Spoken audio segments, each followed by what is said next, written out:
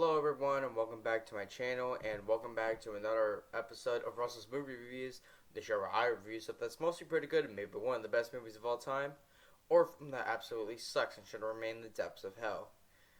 Oh boy, it's been a while since I've actually said that. So you may be wondering, where the hell did I go for the last few months, I want to say? I know I technically have been making videos sporadically throughout summer. Um, but it's but in terms of movie reviews, I haven't made one since like April or May. Um, and to be completely honest, I haven't really been feeling like myself lately. Um, like I just haven't been feeling the motivation to be making videos for myself. I've always been making videos for Dylan's channel and Franco's channel and stuff like that. I've been you know alive pretty much for on the internet for a while since I departed my channel for a little bit. But yeah, I just haven't been feeling like myself to go back and start making videos for this channel again. But now that we finished recording the latest series for Franco's channel, which is the 64 Let's Play, I have a lot more time now to focus on my stuff. And especially with the fact that for September there's not going to be really that much going on besides school. That gives me a lot more time to focus on this channel. So, your boy's back. We're doing this, hopefully, consistently. And when I was like, okay, I'm gonna come back and do this, I'm like, oh shit, I'm less than 2 months away from the beginning of October, which obviously is gonna start the next Halloween special.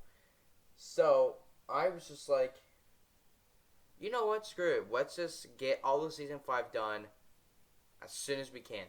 So after this review, the next week, I'll hopefully be doing 2 reviews a week. Yes, one review on Mondays and then the next review on Friday, and then we'll be doing that for the rest of the season. And then once season 6 starts with the 3rd or 4th Halloween special, I honestly forgot now. It will be back to the 1 video a week schedule, pretty much. But yeah, I just wanted to get that out of the way right now before the comment section starts blowing up, basically asking what's going on and what's next. So just getting that out of the way. But yeah, with that out of the way, let's get on to the review itself. So today I'll be reviewing and discussing Rocketman, which came out on May 31st of 2019. Now, my history with this film is actually kind of funny, I'll just say. It all started with a little film that I did, almost 2 years ago now, called Bohemian Rhapsody, which was obviously the biopic about the band Queen up until their Live Aid concert in 1985, but was more accurately a toned-down PG-13 version, toned-down PG-13 life story about Freddie Mercury, which this film got heavily criticized for, being a PG-13 movie about Freddie Mercury, which Freddie Mercury's life is not PG-13 at all. It's definitely R, maybe even X-rated sort of stuff. So yeah, fans were disappointed. I still really liked the movie for what it tried to do and what it eventually came out to be. But I can totally understand where fans are coming from with this. And then when Rocketman came out, people started praising this film for being what Bohemian Rhapsody should have been. This is what it should have been. A full-out R-rated movie about the lifestyle of a popular singer. And so I'm like, okay, I'm not that too well versed in Elton John sort of stuff. That's why I dig so much into Bohemian Rhapsody, because I was like, I'm a fan of Queen. I can dig this. Whereas Elton John, I've only really heard of one or two, maybe three of his songs. Like, I've obviously heard of him, but I've actually only listened to like two or three of his songs. So this is gonna be like, something kind of new for me, and I was like, how am I gonna react to this as a not as a fan of Elton John? Um, and surprisingly, it did turn out very well. I will say. Um, is it better though than Bohemian Rhapsody? I'm not gonna say that yet. But I will say though, in my personal opinion, both of these films are very good. But again, I'll wait to say which one is my personal favorite at the end of this review. So, let's get on to the information itself. So, this film was made with a budget of only $40 million. Domestically, it made about $96 million, and worldwide, it made about $192 million. So, very successful. And this was directed by Dexter Fletcher, who honestly I've never really heard of before watching this movie. So, it was just kind of like, so yeah, it's about a singer that I don't know too much about, and it's from a director that I know nothing from. So this is only for me, at least me, when I was getting ready to watch this for the first time. This is not going to be this is not a good start. And people do say that both this film and Bohemian Rhapsody kind of start out very similar with the start of both of their careers, and how they became the singers that they were. Well, not exactly. Bohemian Rhapsody really started out like right when he's like when Freddie is a full out like adult, whereas Rocketman starts out with Elton, who as a child and teenager was known as Reginald Dwight. How he started as a child and how he grew to become a singer. Unlike, like I said, Bohemian Rhapsody, where it's just he's an adult, and then it's like, well, yeah, technically Bohemian Rhapsody starts with what happens at the end of the movie with the build up to the Live Aid concert, and then it travels back to 1970. But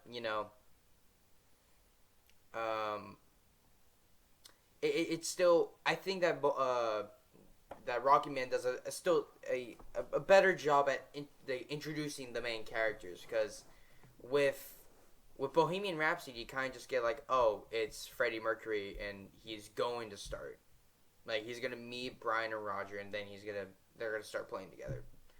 Whereas this film, it goes from him as a child, starting to get introduced to music, and then all the struggles that he went through as a child, to then as a teen, like as a tween, like 10 or 11, like slowly getting more and more, well versed into it, and then when he's a teenager and young adult, is when he's finally starting to fully get into becoming a musician and a singer. So, and that takes up like the first 20 to 30 minutes of the movie, which, kudos to this film, because it's like Bohemian Rhapsody is just like, we just got to keep on going. We got to keep on going throughout, most of the early details so that we can get to like the 80s sort of stuff, which basically takes like the second chunk of the movie. But then this film goes like, okay, no, we're gonna breathe it out a bit and then go through his entire real backstory. I mean, yeah, technically this film does start out in the same way as Bohemian Rhapsody, where technically the first scene is Elton going to this like like rehab center, and he's like, well, yeah, I'm an alcoholic, I'm a drugaholic, I'm a sexaholic, and he just keeps on going off on all these things. And then I think it's I forgot the woman's name in the film, but she's like, "Do you remember anything from your childhood?" And then that's when it really kind of starts going into the his childhood after a really kind of bizarre, in my opinion at least, dance and song sequence where it's kind of Elton chasing his younger self throughout his hometown, and his younger self is singing the song that he would later write and sing to, and it's just like what? But no, but I just think that the way that they introduced going back into it, like going back into the main character's past to kind of build up the sequence of events, works better than this film than it did in Bohemian Rhapsody. And then how they slowly got better at songwriting, and then how they got their first real break, whereas I think it's in Bohemian Rhapsody it was I think Freddie invites his Brian, Roger, and John over to his family's house so that they can go and have breakfast or lunch or dinner or whatever, and then there's a call to his house that's like, oh yeah, this is a person from EMI, we're going to sign you up. Whereas this film, he has to go through talking to this one guy who's not the actual boss, writes out a few songs, meets Bernie, who is basically his best friend throughout the entire film. And yeah, I just realized I didn't go over the plot, and we're already almost 12 minutes into it, so. Well, I'm basically practically going over it, but yeah, basically it's just young Reginald Dwight changes his name to Elton John and collaborates with singer-songwriter Bernie Taupin, I think that's how you say it, to become one of the most iconic figures in pop history. Set to his most beloved songs, it's the epic musical story of Elton John, his breakthrough years in the 1970s, to his fantastical transformation from shy piano prodigy to international superstar. And that's pretty much about it. That half of the summary. I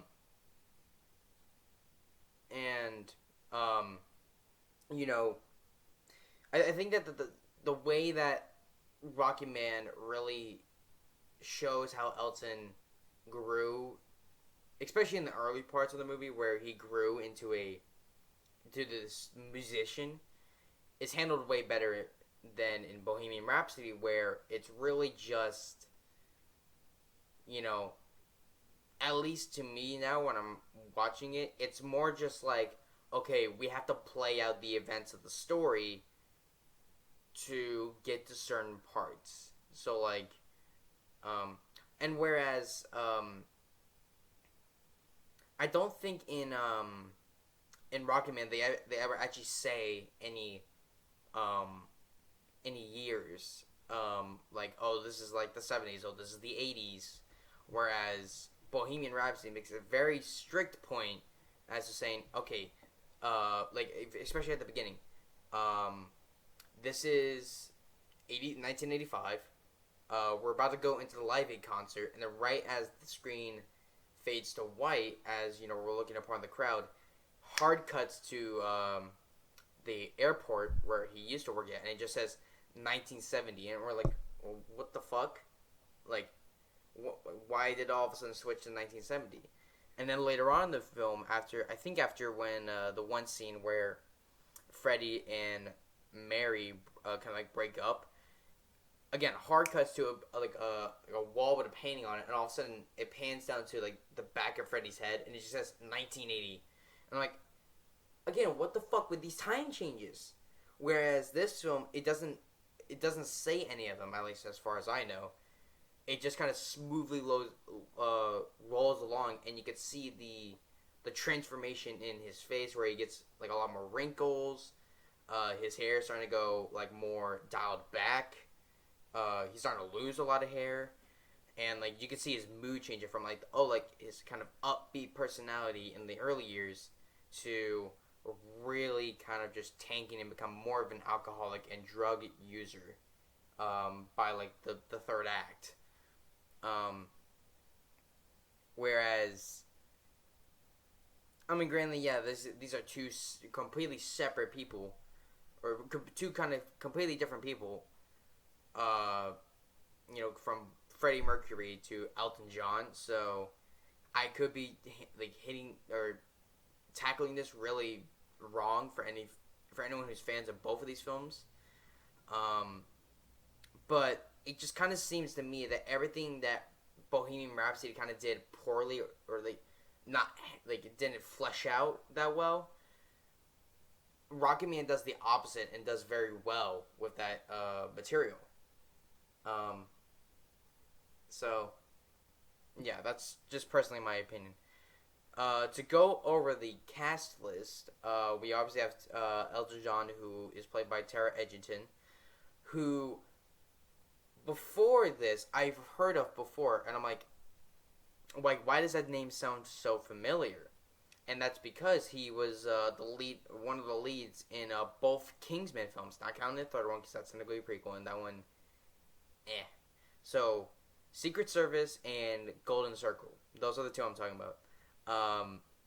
Yeah, he was kind of like the main character in both of those, and then I think in between them he starred in he voiced a character in Sing, which ironically in that film he sung a Elton John song as well, which also pops up in this film. So I thought that was kind of funny. And yeah, so I was like, okay, I've heard of this guy before, and clearly he is a fan of Elton John. So maybe if this film does suck, he is the saving grace for this film because he does act like Elton John, and he carries this film so much. And I'm just like, holy shit! Like, am I watching Tara Edgerton or Elton John? Like, it was so. I mean, obviously, yeah, Taron Egerton really doesn't look like. I mean, I guess he kind of does look like Elton John a bit, especially with the kind of like the orange hair. But it's really all in the acting of Taron, who really pulls off that he is Elton John, and I'm just like, holy shit! Like, this guy can really pull off doing Elton John, and I really do enjoy it. And we also have John Reed who is played by Richard Madden. I guess these are two different sides of the story, or it's just like the filmmakers were like, okay, we have to make some sort of villain for this film. So who do we pick? Okay, you, John Reed. Sure, you're the villain. So at least in comparing John Reed in both of these films, Bohemian Rhapsody really does seem like, even though it does kind of certain things that they do with the character in this film are really kind of stupid. It does feel like that this film makes it more like he is a friend of the band and wants to work with them, but then gets kind of turned into the villain against his will by a certain other character, and is just kind of just sidelined out of the film. Which is the part that most people don't really like about this film.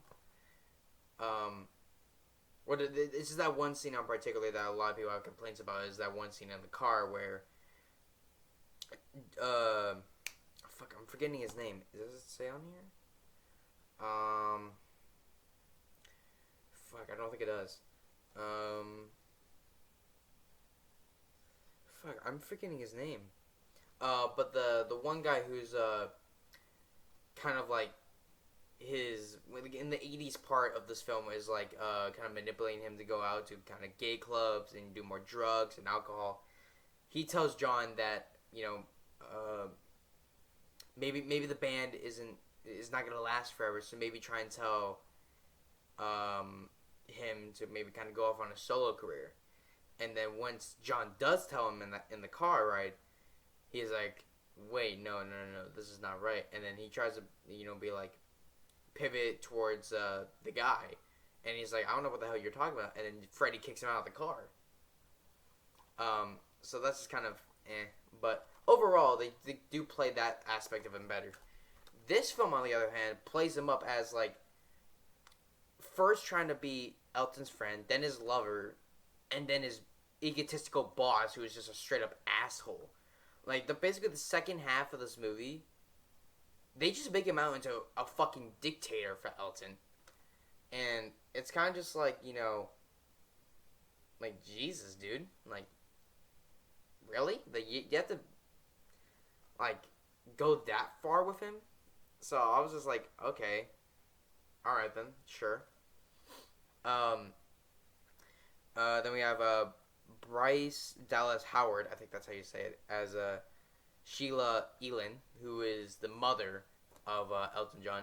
She's portrayed as a bitch, and I don't know if that's because, like I said, I'm not too well versed in the history of Elton John, so I don't know whether or not she was actually the character, I guess, as she's portrayed in this movie. But at least in this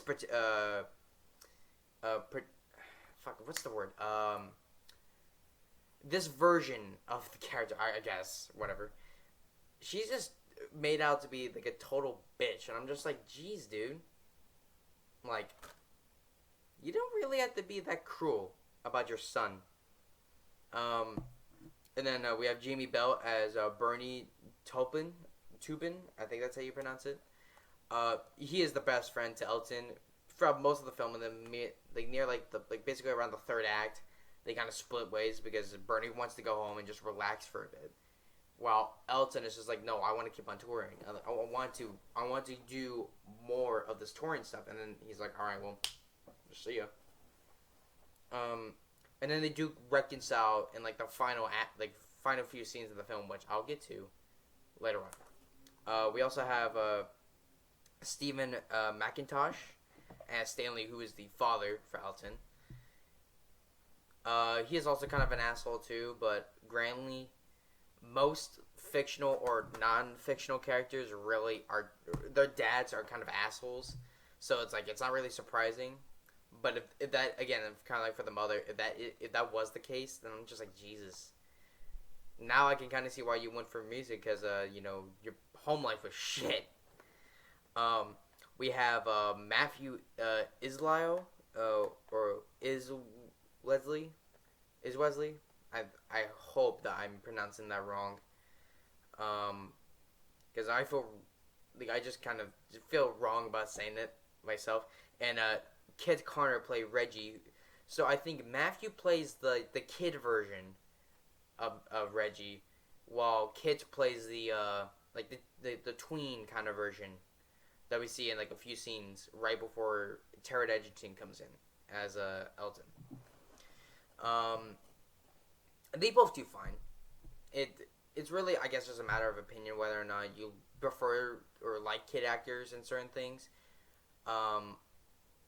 But they did all right. We also have Charlie Rao as Ray Williams. He's the guy who first kind of hears Elton's kind of music. First hears him playing for the first time, and he's like, okay, well, I let me see, try out these songs, and he gives him a few sheets of different songs, and he's like, try these out and come back in a few days, and then we'll discuss it further. And then he appears throughout a few other moments in the film, and I think he does fine. We also have Stephen Graham as Dick Jones, who is the boss to Ray, who is like, okay, well, I actually like where you're going with this. Let's make some records. Let's make some. I'll let you make a few albums, and let's go on tour in America. And again, he does fine. We have Gemma Jones as Ivy, who I think is the maid in Elton's house when he's a child. And again, she does fine. And finally, we have Tate Donovan as Doug Weston, who is the kind of, I guess, owner of the building that they first play the real first concert at in the film. And again, he does fine for the few scenes that he's in. Um. So yeah. Um. I guess to move on to favorite scenes, it's kind of difficult because really throughout the second half of this movie, I was so just in the kind of focused on the movie that I wasn't even trying to really pick out any favorite scenes. And also, this film was fucking emotional in the second part. I don't know if it's anyone else that felt like this when they were watching this movie, but um, when it really and like when it starts getting to like the part where he's really starting to you see like the downfall of Elton in the second part, the second half of the movie when he's losing friendships with with Bernie, uh, and some other people, and then he loses his shit on a few occasions at John Reed, who he's like you're fucking controlling me, like why the fuck should I listen to you?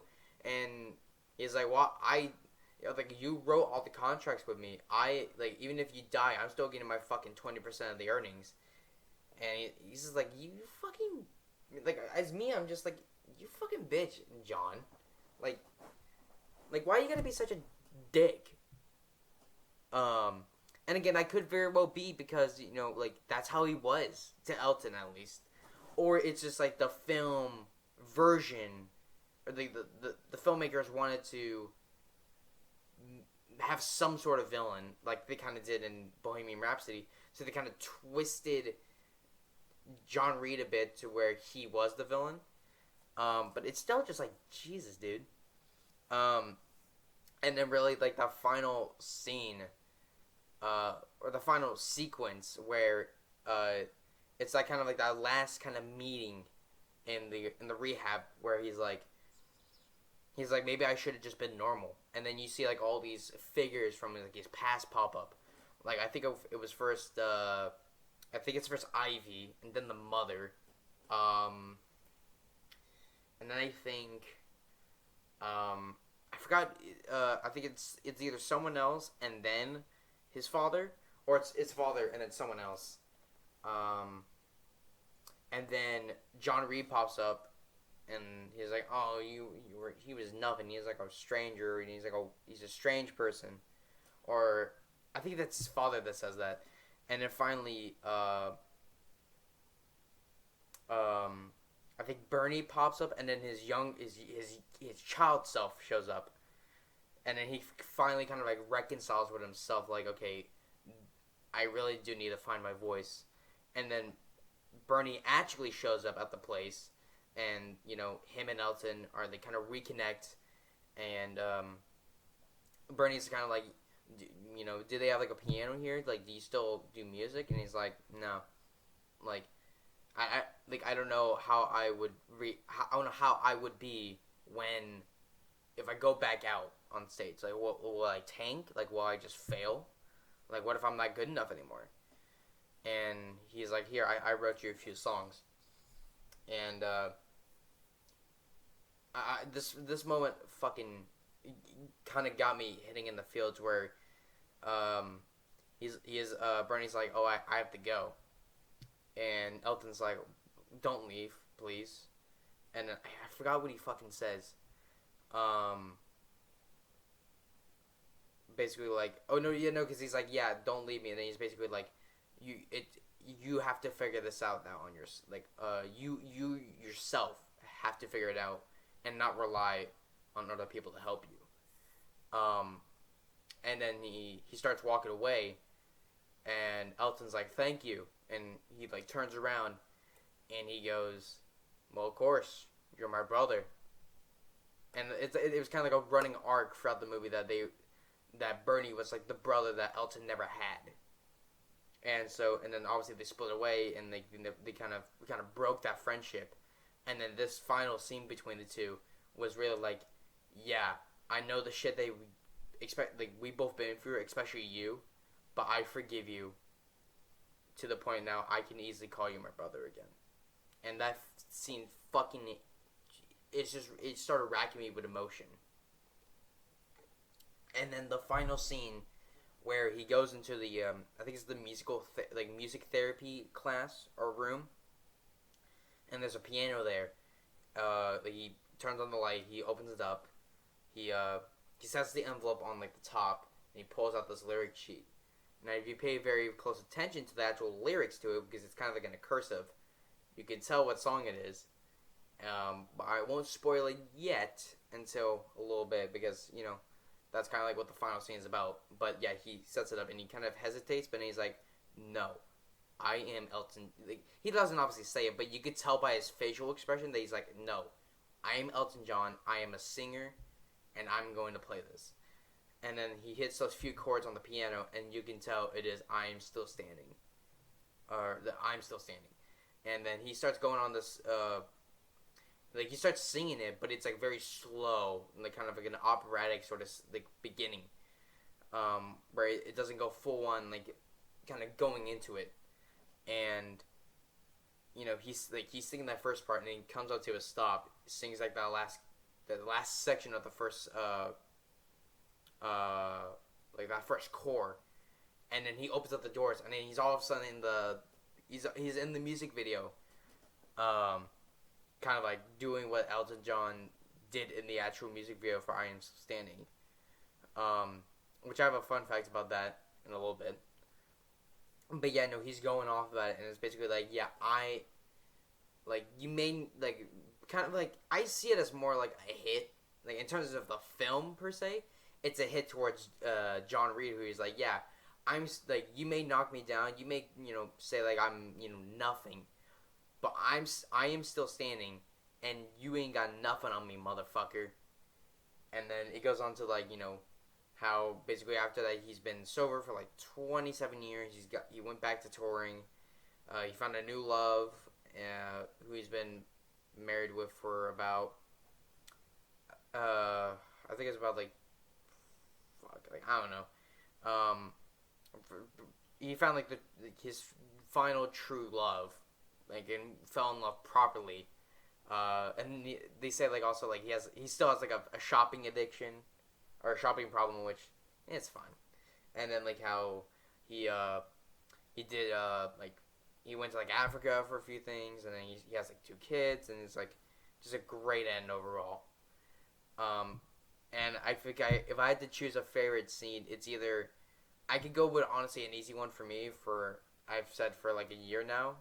Whenever people would say, "Oh, what's your favorite scene from Rocketman?" I would always go the I'm Still Standing scene at the very end.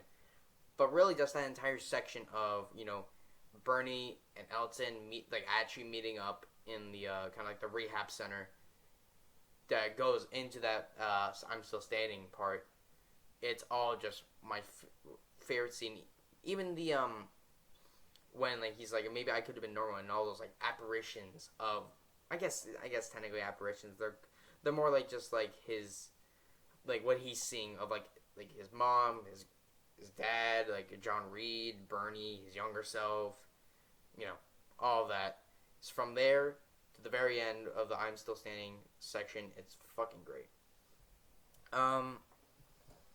So to move on to the fun facts, apparently, I don't know if this is true or not, but yeah, the fun fact number 1 is that did you know that one of the biggest issues that Elton John was faced with was that the producers, many of the producers wanted this to be a 12 rated movie, which if you guys in the U.S. don't really know, a 12 rating in the U.K. is basically is their version of the PG-13 rating for us. So basically, like Bohemian Rhapsody, I think it was rated. So yeah, it's rated PG-13 for us. So that would mean that it would be like a 12 for yeah. So they have G for. I think we have G. I think theirs is like Fuck, I'm trying to remember. I know that PG is the same. And then they have 12, which is PG-13, and then 12A, which basically means well, I think it became 12A in like early 2000s. 18 for us is R, and then 18 no, I think that's pretty much about it. So yeah, no, the producers wanted this one to be a 12 rating or PG-13. And Elton basically said, I didn't live a 12 rated life. So he got his rating, and this is a full out R rated movie, which it does help this movie because, if they went the same route as, Bohemian Rhapsody, it would have hurt the movie a lot. So to at least get one of these musical biopics from the last few years that was really almost exactly what their life was, it's glad that it's one of the more popular musical icons. And it just kind of sucks that, with this film, they kind of just half-assed it. Whereas this film, they, the guy that they're doing the biopic on is still alive, and he, is putting his input, and he's like, no, we're doing this how it should be, and how I want it to be shown. So, yeah.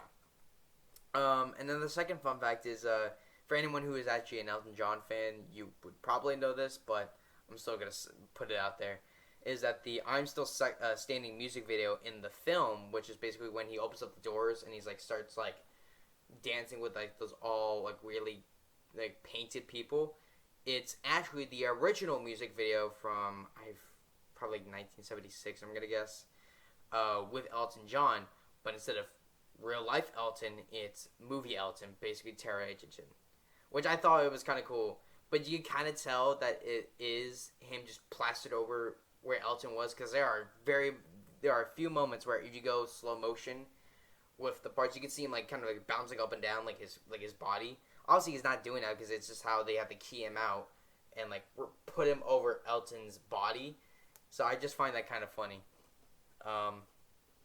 And the music, obviously, it's a mixture of Elton John songs that are sung by Taron Egerton, who does all of his singing in the actual film, which I think is great. But the musical score, the film score itself, was done by Matthew Marginson, I think it's one of those two. And the score itself is fine. It's not something that I would listen to regularly, not even every once in a while. It's more just okay, whatever, it fits the movie. So yeah, and there's only one or two songs that I actually listen to from the soundtrack, and they're pretty much both Elton John songs anyway. So to give final thoughts on both the film itself and which one is better, I'm gonna go over my rating for the film itself. So, what did I think about Rocketman? I thought it was really good. It was not really what I was expecting. I was just expecting with the fact that it's about, like I said at the beginning, since it was about a singer that I don't really know much about, and it's from a director I've never even heard of before, I was like, fuck, this is not going to be a good ride for me. And surprisingly, it was. It was overall really entertaining, and I did like it. So I can easily give this film a B+, which actually, now that I'm thinking about it, might have been the same score that I gave Bohemian Rhapsody.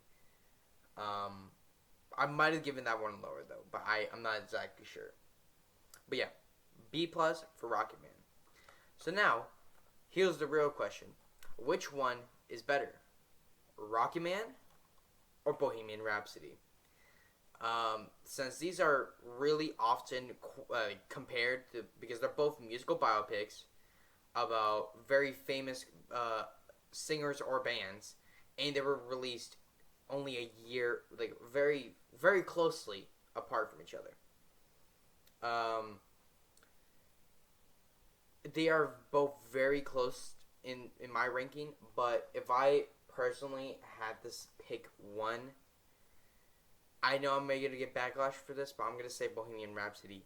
And it's only because I know more about what happened, what the backstory was and what happened behind the scenes with Queen than I do more with Elton John.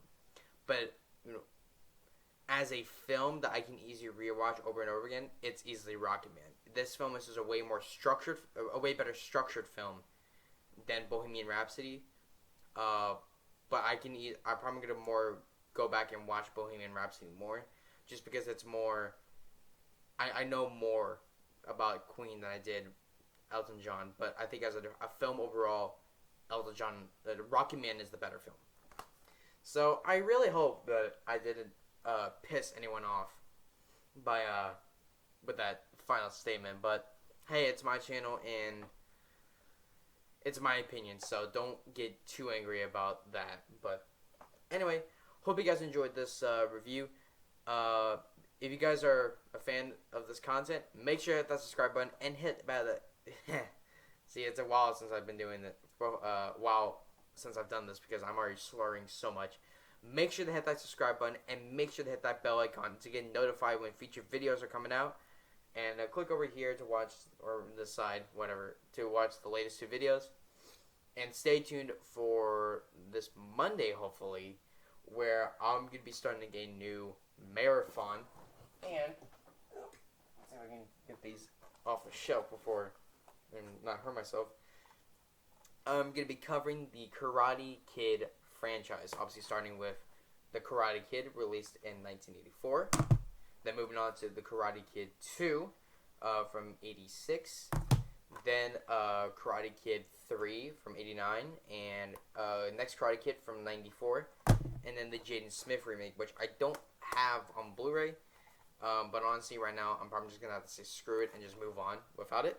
Or without getting it as of now. So, but yeah, stay tuned for hopefully this Monday where I'm going to be reviewing and discussing the Karate Kid. And maybe have a special guest there. We'll see about that one. Anyway, hope you guys enjoyed. And see you guys for the Karate Kid Marathon. Live long and prosper. Yeah.